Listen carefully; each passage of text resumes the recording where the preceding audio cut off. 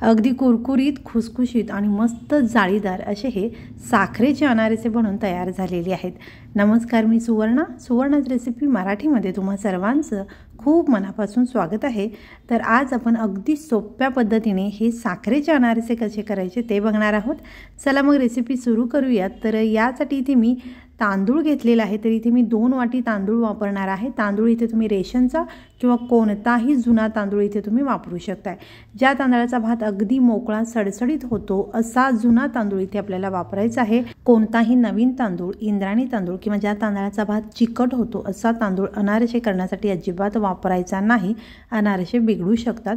तर हा तांदूळ आपल्याला स्वच्छ असा 3 ते 4 पाण्याने धुवून घ्यायचा आहे। तर इथे मी रेशनचा तांदूळ वापरला होता, त्याच्यामुळे 3 ते 4 पाण्याने स्वच्छ असा तांदूळ धुवून घेतला। आता याच्यामध्ये पाणी घालायचं आहे आणि हा तांदूळ आपल्याला 3 दिवस भिजण्यासाठी ठेवून द्यायचा आहे। तर आज सकाळी हा तांदूळ मी पाण्यामध्ये स्वच्छ धुवून भिजत घातलेला आहे। तर दररोज सकाळीच यातील पाणी आपल्याला बदलायचं आहे। याच्यावरती झाकण लावून हे भांडे मी किचनमध्येच ठेवलं होतं। दुसऱ्या दिवशी तांदूळ काढलेला आहे। या तांदळामध्ये अगदी हलकाच हात फिरवून याच्यातील पाणी काढायचं आहे आणि नवीन पाणी घालून पुन्हा झाकून ठेवायचं आहे। तिसऱ्या दिवशी सुद्धा अगदी हलकासा हात फिरून हे पाणी काढलं आणि नवीन पाणी घालून मी हे भांडं झाकून ठेवलं होतं।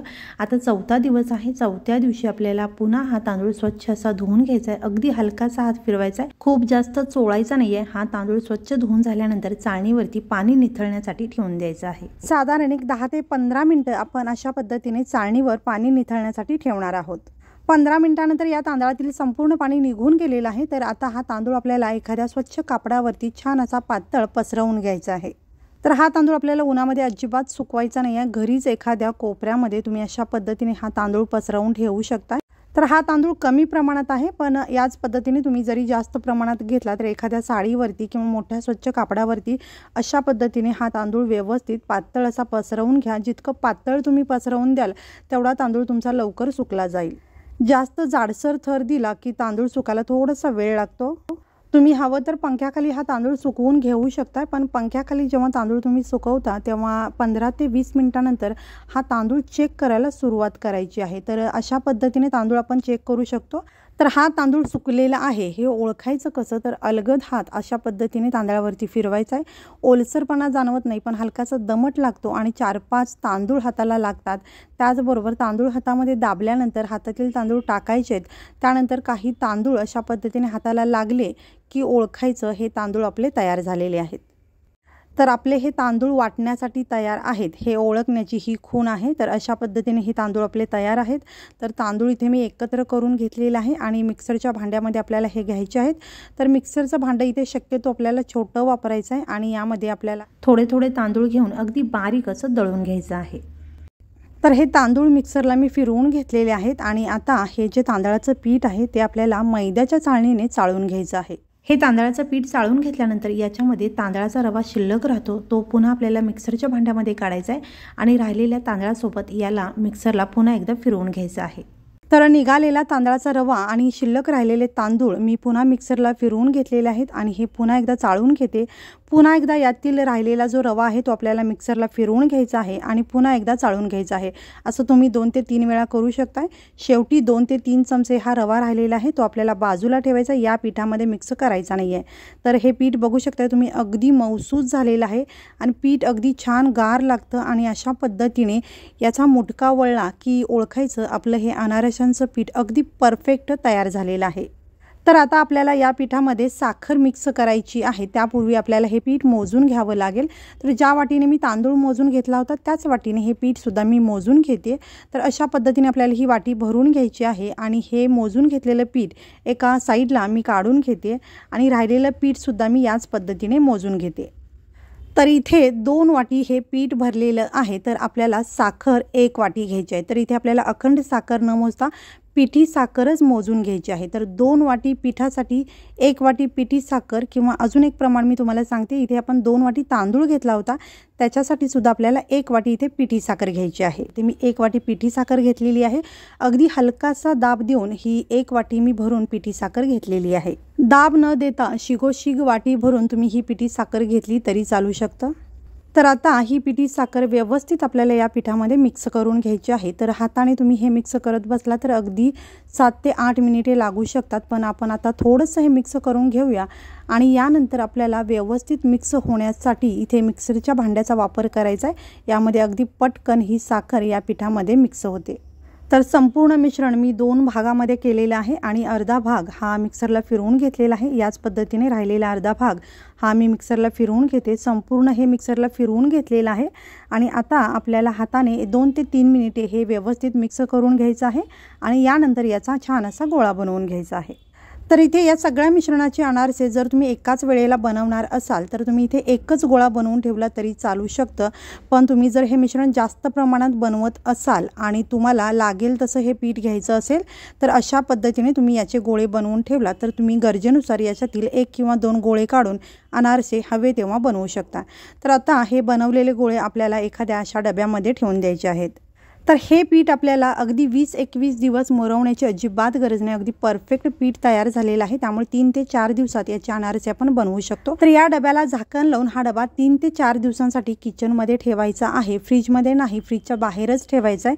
आणि इथे मी 4थ्या दिवशी हा डबा उघडलेला आहे तर यातील हे जे पीठ आहे बघा छान असं मऊसूत झालेलं आहे। तर हे पीठ अगदी परफेक्ट असं मुरलेलं आहे आणि अनारशांसाठी हे पीठ आता परफेक्ट असं तयार झालेलं आहे। तर याचे अनारसे आता आपण करून बघूयात। तर या गोळ्यातील 2 गोळ्यांचे हे मी अनारसे बनवणार आहे आणि राहिलेला गोळा हा मी शिल्लक ठेवणार आहे। तर आता हे जे गोळे आहेत ते आपल्याला अशा पद्धतीने तोडून घ्यायचे आहेत। तर इथे दोन्ही गोळे मी अशा पद्धतीने तोडून घेतलेले आहेत आणि साखरेचे अनारसे बनवताना या पिठाला आपल्याला दूध टाकूनच मळून घ्यावं लागतं। तर इथे मी साधारण 3 ते 4 चमचे दूध घेतलेलं आहे, पण आपल्याला इथे 2 ते 3 चमचे दूध लागणार आहे, पण दूध टाकताना अगदी अर्धा चमचा टाकून मिक्स करून घ्यायचं आहे। तर इथे व्हिडिओमध्ये मी दाखवल्याप्रमाणे अगदी अर्धा चमचाच आपल्याला दुधाचा वापर करायचा आहे आणि मिश्रणाचा छान असा गोळा करून घ्यायचा आहे। तर इथे साधारण 2 ते 2.5 चमचे दूध टाकून या मिश्रणाचा मी अशा पद्धतीने गोळा बनवून घेतलेला आहे। तर इथे तुम्ही बघू शकता अगदी परफेक्ट असा या मिश्रणाचा गोळा बनून तयार झालेला आहे। अगदी सॉफ्ट आणि मऊसूद असा हा गोळा बनून तयार झालेला आहे। अनारसे थापण्यापूर्वी तेल गरम करायला ठेवलेलं आहे। तेलाच्या ऐवजी तुम्ही इथे तुपाचा वापर करू शकता। तेल खूप जास्त तापलेलं नसावं, गॅस मध्यमपेक्षा थोडंसं कमी असावा। तेल चेक करण्यासाठी थोडंसं पीठ टाकून बघायचं, हे पीठ अगदी सावकाश अलगद वरती आलं पाहिजे असं तेल तापलेलं असावं। तर आता या पिठाचे आपल्याला पेढ्याच्या आकाराचे छोटे गोळे करायचे आहेत, खूप मोठे गोळे करायचे नाही आहेत। हे अनारसे थापण्यासाठी आपल्याला खसखस लागणार आहे। तर आता आपण हा अनारसा थापून घेऊयात। तर इथे हा गोळा मी या खसखशीमध्ये घोळवून घेते आणि हा अनारसा आपल्याला थापून घ्यायचा आहे। थापण्यापूर्वी हाताला थोडंसं तेल लावून घ्यायचं आहे, तुम्ही ते तूप लावून घेतला तरी चालू शकतं। खसखस आपल्याला या पद्धतीने एकाच बाजूला लावायचे आणि अशा पद्धतीने हा अनारसा थापून घ्यायचा आहे। अनारसा थापण्याची कोणतीही अशी खास पद्धत नाही आहे, तुम्हाला जसं जमेल तसं तुम्ही हा अनारसा थापून घेऊ शकता। अगदी 1 बोटाने 2 बोटाने किंवा तुम्हाला जमत असेल तर 5 बोटाने सुद्धा हा अनारसा थापून घेऊ शकता। हा अनारसा खूप पातळ किंवा खूप जाडसर करायचा नाही आहे, मध्यम असा हा अनारसा ठेवायचा आहे। अनारसा जास्त पातळ केलात तर तो जास्त कडक होण्याची शक्यता आहे आणि जास्त जाडसर केलात तर तो आतून कच्चा राहून मऊ पडण्याची शक्यता असते। मध्यम जाडीचा अनारसा आपल्याला बनवायचा आहे। तर हा अनारसा अगदी परफेक्ट असा थापून झालेला आहे आणि आता हा अनारसा आपण तळून बघूयात। तर इथे आपल्याला खसखस लावलेली बाजू वरती करून तेलामध्ये हा अनारसा अशा पद्धतीने सोडून द्यायचा आहे आणि याला लगेच झारा न लावता हा अनारसा हलकासा वरती येण्याची वाट बघायची आणि त्यानंतरच या अनारशावरती अशा पद्धतीने आपल्याला तेल टाकत राहायचं आहे। अनारसा एकाच बाजूने आपल्याला तळून घ्यायचा आहे आणि वरची बाजू अशा पद्धतीने तेल टाकून तळून घ्यायची आहे। तर तुम्हाला ज्या रंगावरती हा अनारसा तळून घ्यायचा आहे त्या रंगावरती तुम्ही हा अनारसा तळून घेऊ शकताय। तर या अनारशाला मस्त असा हलका रंग आलेला आहे। तर हा अनारसा मी काढून घेते, पण तुम्हाला हवं असेल तर यापेक्षा डार्क रंगावरती तुम्ही हा अनारसा तळून घेऊ शकताय। अनारसा अशा पद्धतीने काही सेकंद आपल्याला पकडून धरायचा आहे, म्हणजे याच्यातील जास्तीचं तेल सगळं निघून जाईल। तर इथे तुम्ही बघू शकता या अनारशाला मस्त अगदी परफेक्ट अशी जाळी आलेली आहे। तर या अनारशातील जास्तीचं तेल सगळं निघून जाण्यासाठी आपल्याला एखाद्या चाळणीवरती अशा पद्धतीने उभा करून हा अनारसा ठेवायचा आहे। सगळे अनारसे आपल्याला अशाच पद्धतीने ठेवायचे आहेत। तर आणखीन एक अनारसा तुम्हाला मी थापून दाखवते आणि मस्त असा अनारसा आपण बनवून घेऊयात। तर इथे खसखशीमध्ये घोळवून हा अनारसा मी थापून घेतलेला आहे आणि या अनारसाची जाडी तुम्हाला मी दाखवते जवळून, तुम्ही बघू शकताय। खूप जास्त जाडसर नाही आहे किंवा अगदीच पातळ नाही आहे, मध्यम असा अनारसा मी थापून घेतलेला आहे। आणि हा अनारसा सुद्धा आपण छान असा तळून घेऊया। तर खसखस लावलेली बाजू मी वरती केलेली आहे, अनारसा हलकासा वरती आलेला आहे आणि आता या अनारशावरती आपल्याला तेल टाकत राहायचं आहे आणि वरची बाजू मस्त हव्या त्या रंगावरती तळून घ्यायची आहे। तर हा अनारसा बघू शकता तुम्ही, अगदी मस्त टम्म फुगलेला आहे, मस्त याला जाळी आलेली आहे आणि अगदी छान रंग आलेला आहे। तर हा अनारसा सुद्धा मी काढून घेते। अनारसा तेलातून काढल्याबरोबर तो मऊसर असतो आणि चाळणीवरती आपल्याला असाच ठेवून द्यायचा आहे, काही सेकंदामध्ये तो छान असा कडक होतो। तर इथे तुम्ही बघू शकता सगळे अनारसे मस्त असे जाळीदार झालेले आहेत, अगदी मस्त पोकळ झालेले आहेत आणि अतिशय कुरकुरीत आणि खुसखुशीत असे हे अनारसे बनून तयार झालेले आहेत। तयार झालेले सगळे अनारसे आपल्याला जाळीवरती काही वेळासाठी तेल निथळण्यासाठी ठेवायचं आहे आणि त्यानंतरच आपण हे अनारसे काढून घेणार आहोत। तर इथे तुम्ही बघू शकता परफेक्ट असे हे जाळीदार साखरेचे अनारसे बनून तयार झालेले आहेत। तर याची जाळी तुम्ही जवळून बघू शकता, अगदी मस्त जाळीदार कुरकुरीत आणि खुसखुशीत हे अनारसे बनून तयार होतात। तर या पद्धतीने अगदी परफेक्ट असे हे साखरेचे अनारसे जरूर बनवून बघा आणि तुम्हाला जर हा व्हिडिओ आवडला असेल तर व्हिडिओला लाईक, शेअर आणि चॅनलला सबस्क्राईब करा आणि हा व्हिडिओ पाहिल्याबद्दल खूप धन्यवाद।